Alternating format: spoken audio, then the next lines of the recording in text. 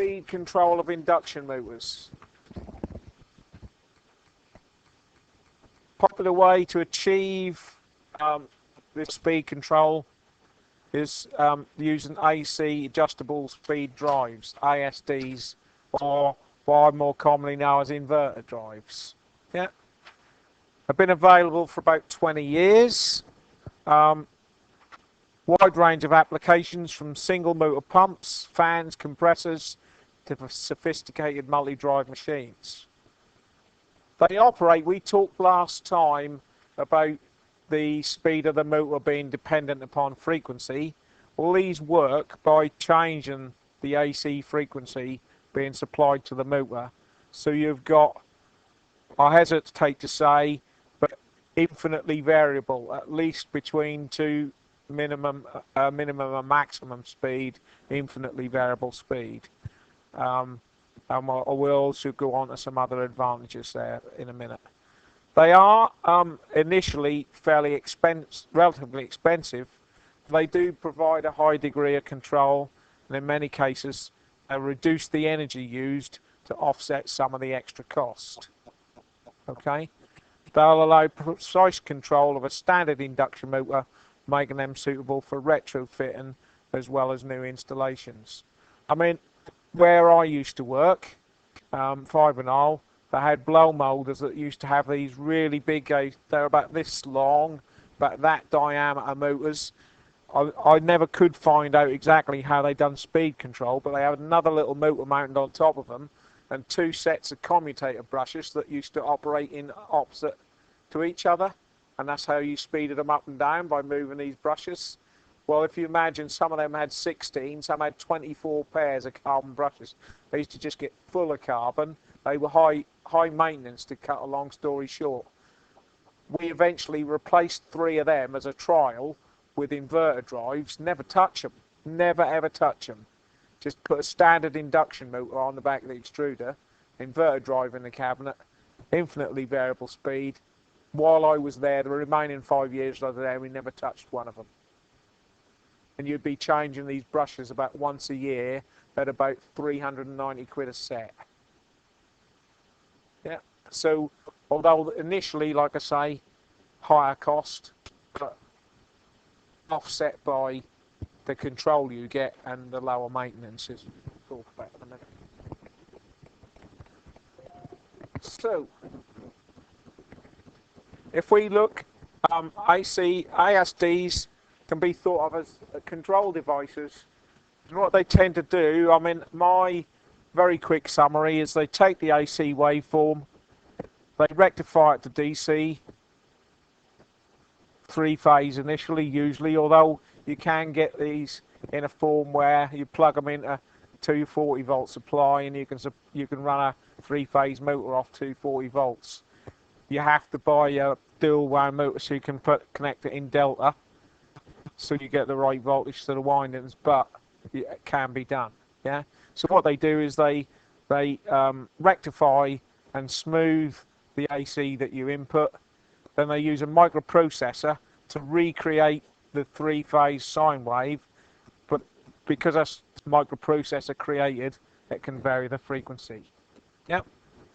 So they operate by changing the frequency of the supply. So if you ignore slip, we looked at this last week, you can calculate the speed of a motor by 60 times the frequency over the number of poles. Yeah. So as synchronous speed, frequency, and P is the number of pole pairs for each phase. This suggests that the speed can be altered by varying the poles. That's no good to us. We can't add poles and take them away while the motor's running. So if we want to vary the speed, we need to vary the frequency. All right? So that's how they operate, by varying the frequency of the supply.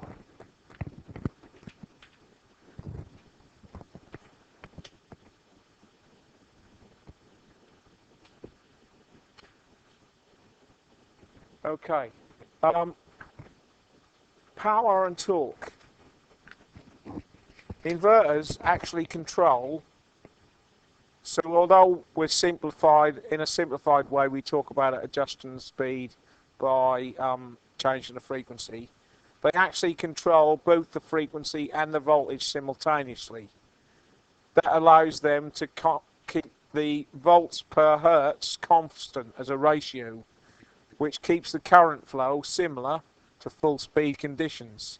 So you get a constant, as near as possible, constant current. This allows the motor to draw full current at any speed and produce full torque as the motor speed changes. So if it didn't do that, your torque would vary as you change speed, which is generally not what you want. What happens to the power, kilowatts, when we lower the speed and torque using frequency from that? Hence, if we reduce the speed, we reduce the power drawn, and reduced energy equals reduced cost. Yeah, so if we slow a motor down, for instance, if you think about it, if you've got a pump motor straight direct online, and that's normal duty, is not full load, so the flow that you need is lower than that delivers, so you have to throttle it down with a valve, you're still running that motor at full speed and full power. If you take the valve away and you run it off an inverter so you can vary the flow rate, you're going to save money. Yeah, that's really what I'm saying there. Okay. So people think then, what about increasing the speed? If I put it up to 100 hertz, I'll get double speed out of my motor. Yeah.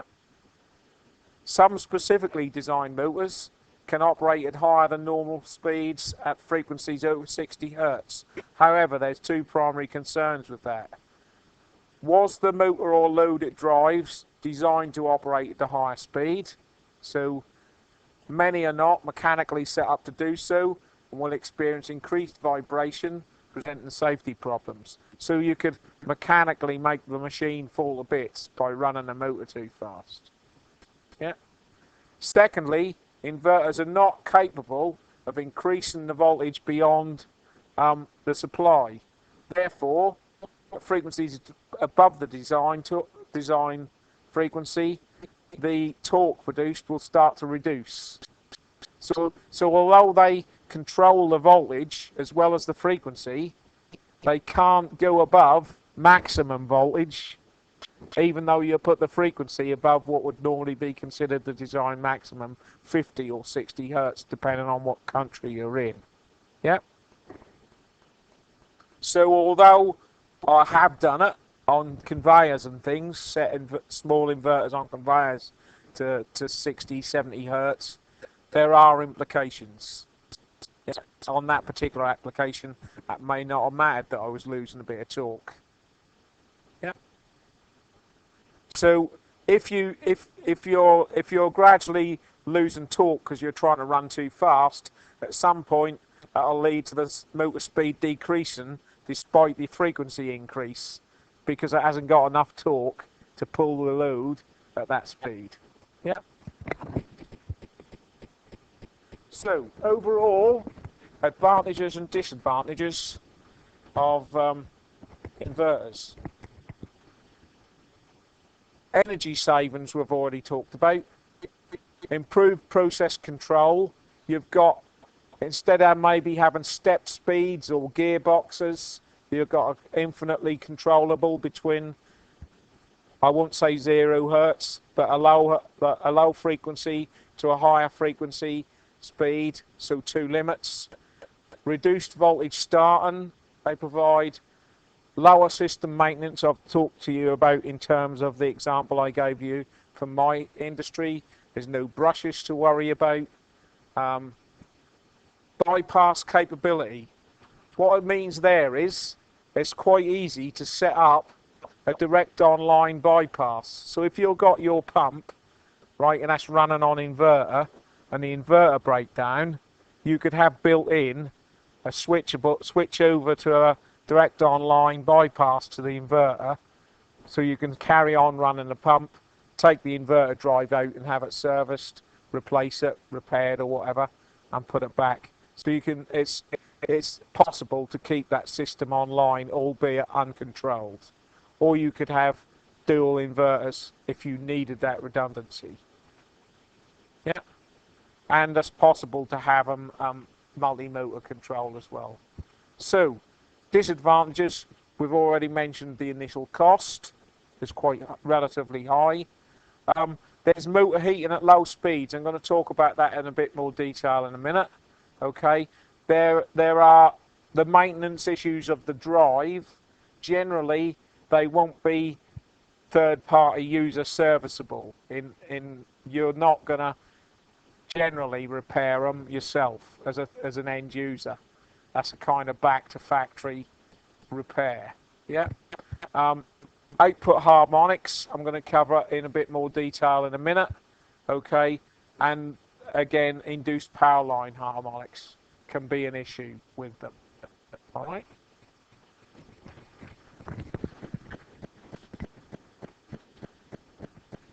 And remember, the idea of me going over this is to give you an idea of the kind of things you should be looking at for the speed control part of the assignment, should you feel you need it. Yep. So, energy savings. ESDs can be used to save a significant amount of energy in a process operation from traditional control methods. Among the most efficient types of speed control when used on axial, i.e. variable torque loads, centrifugal fans, pumps and compressors. As a motor reduced the operating speed of the fan, horsepower required to operate the system is greatly reduced. Major advantage of ESD, and one of the primary reasons they've become so popular, is this money-saving aspect over time. So it doesn't take that, although they're quite costly in initial, but it doesn't take that long to get your money back if you fit them to the right kind of application. Variable torque loads require much lower torque at low speeds than high speeds. So the torque required varies as a square of the speed, and the power required varies as the cube of the speed. So if we can slow things down, we can save a lot of power. That's what that slide is saying. Yeah.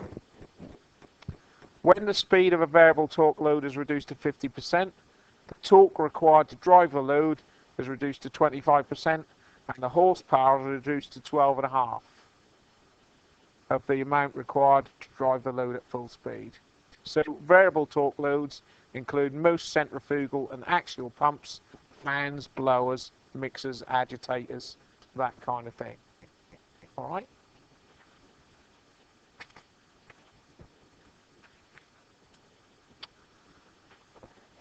Constant torque loads require the same amount of torque at low speed as at high speed.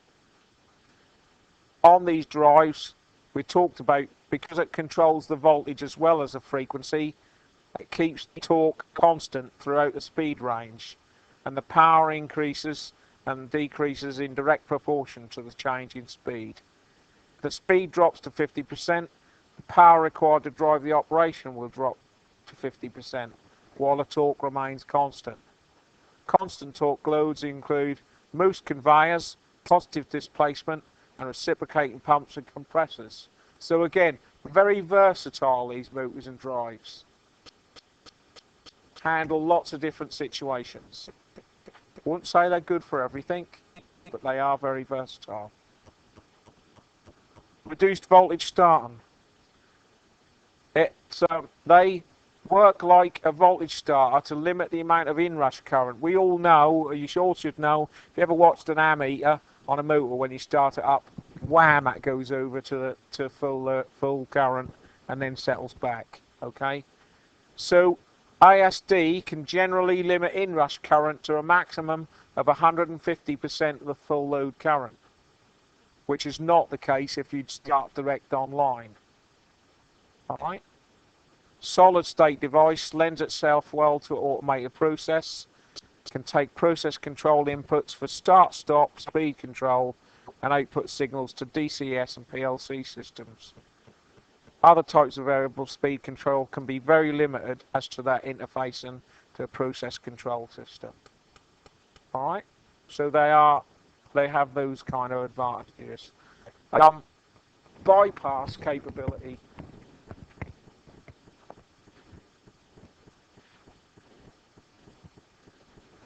I need to stand up really. Many ASD systems make use of a bypass starter in parallel with the drive. So this is where you might have a direct online starter in parallel with the drive. So if the drive packs up, then you've got a backup system to keep the motor running. You can isolate the VSD, take it off, and have it repaired or put a new one in, and keep the system running in the meantime. Right? That's a matter of seconds. So if it's got to be replaced, but in a matter of seconds you can whack the changeover and run it direct online while you order a new one because you ain't got one in the stores. That's all to the better. All right. And then you got this thing where they can be used to drive multiple motors. All right.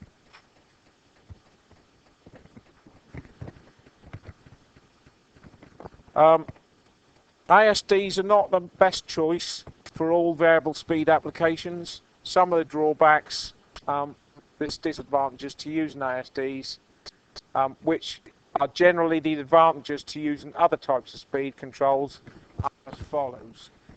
Initial cost, generally greater than other types of variable speed control mentioned, and is a common obstacle for a process plant to install an ISD. So you've got to have the capital for the upfront cost. Yep. Payback from energy saving has traditionally been used to justify. However, improvements in process control are increasingly being considered. So it's not just about the money saving. Energy saving payback is generally low for applications where average speed requirement is near to the motor's rated speed level. So if you go and put a load of inverters on to systems that generally require to run close to or at maximum speed, you ain't going to make no money saving. As a general rule, a payback of 2 to 3 years typically justifies the use of an ASD.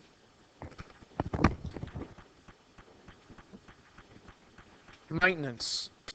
Like any solid state electronic device, they require special troubleshooting knowledge and operations and maintenance personnel to repair them. And really the issue is, even if you had the skills, they ain't going to give you the circuit diagrams to repair them because they want to charge you a lot of money for doing it. That's my experience. Yeah. So they want you to send it away for an expensive repair. That might only be a 25p diode blown on the main board, but you try and find the fault with no circuit diagrams, no information. You can't do it. Okay. Yeah, they do have diagnostic information, but even then, you know, I'll tell you why I stop it. I won't tell you what's causing that, the root cause.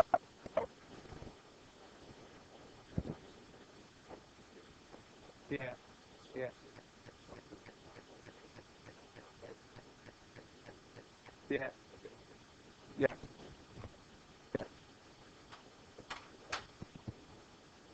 Motor heating at low speed operation. Used to run constant torque loads at low speed have a high potential for motor heating. No matter what speed the motor runs, the current drawn to the motor will be the same with a constant torque load. So for a given torque, it's going to draw the same current if it's going at 3000 RPM as it is if it's going at 750. Yeah. So these motors are generally cooled by a cooling fan on the back of them. So if you run the motor slower, you're going to get less air going over the motor. So that says that's going to get hotter than it normally does. Yeah. If the motor produces the same amount of heat at low speed due to a constant torque load, and there's less cooling air, that makes it obvious it's going to get hotter than it normally would, especially with the heat.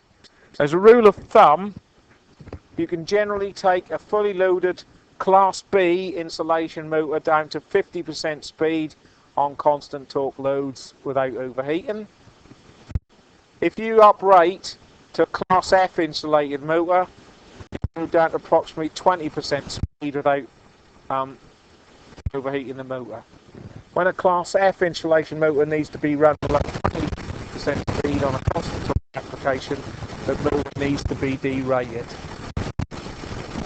So you have to consider that if you're slowing it down a considerable amount, that's going to get hot. Yeah. That means you have to say, that says maximum current full load. You've got to derate it and not load it up so much. Sorry?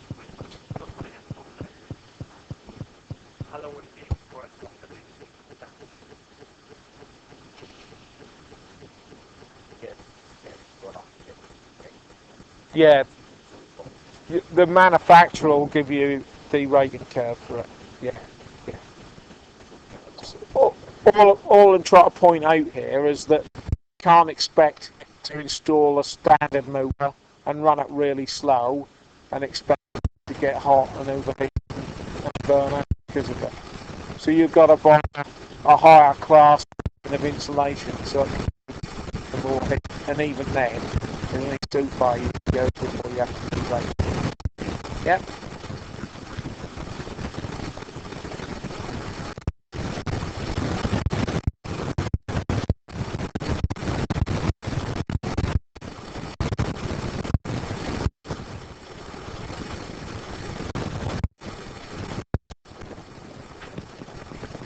Right.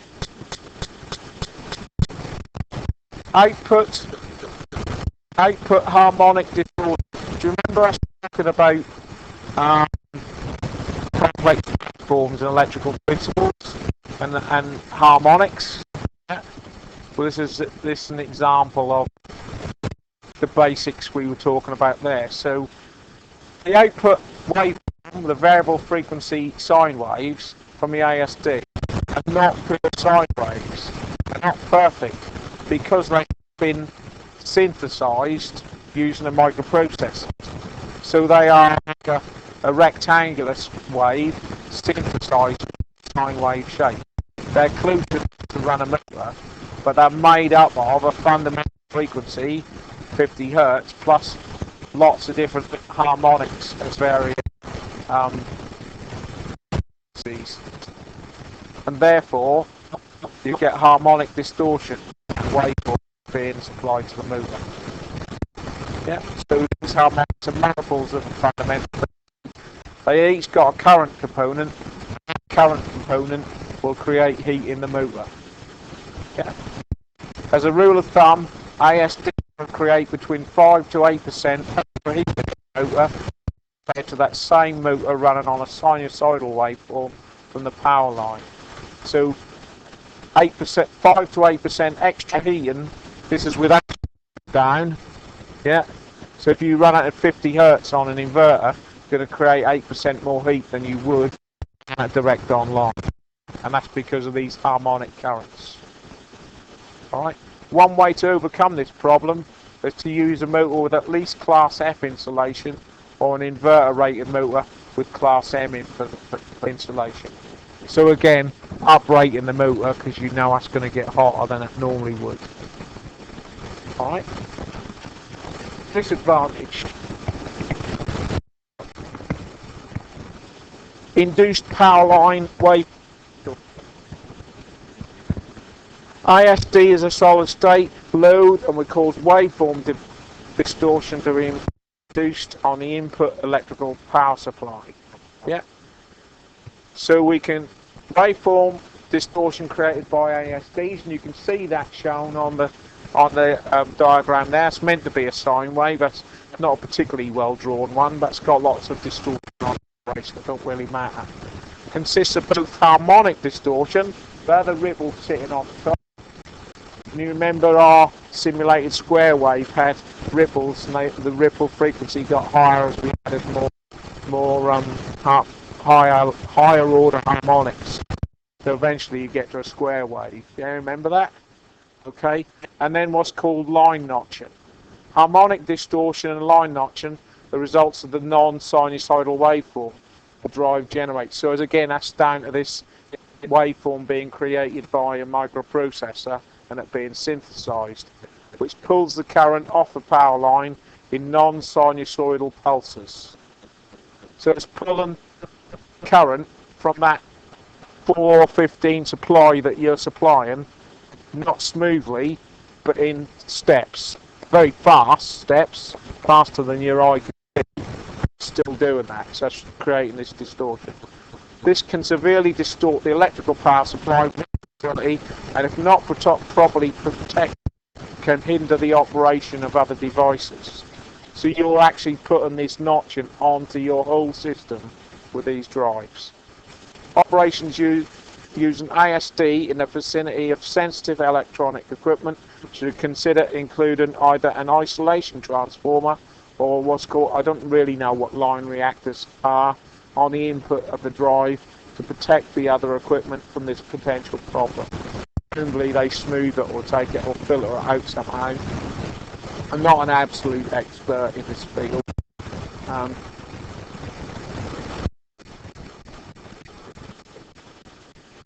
Yeah. Yeah. Yeah, but if you put an isolation transformer between the two, you're gonna isolate that, can't then inject that harmonic distortion beyond the transformer back up the system. Yeah. That is it. That's all I got to say about them, really. Yeah. I think you should